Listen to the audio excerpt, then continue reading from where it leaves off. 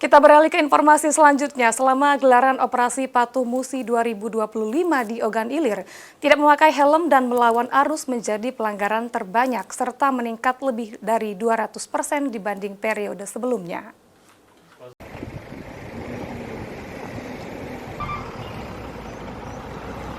Selama gelaran operasi Patuh Musi 2025, pelanggaran lalu lintas seperti tidak menggunakan helm dan melawan arus tercatat mendominasi selama pelaksanaan operasi Patuh Musi 2025 di Kabupaten Ogan Ilir.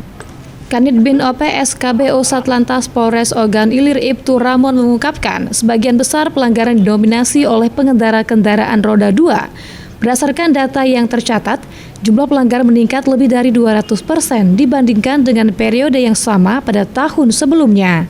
Sementara itu, pelanggaran yang melibatkan kendaraan roda 4 juga menunjukkan peningkatan. Meskipun tidak sebesar roda 2, yakni naik sebesar 11 kasus dibandingkan tahun sebelumnya.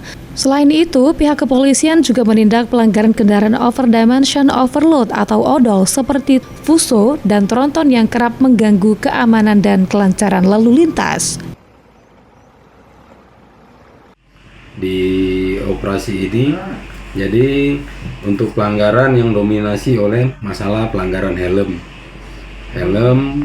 yang dari mengalami kenaikan lebih kurang 200%. Terus melawan arus juga naik lebih kurang 200% juga.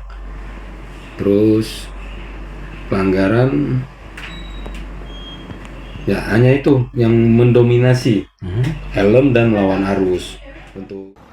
Ahmad Romawi, PAL TV.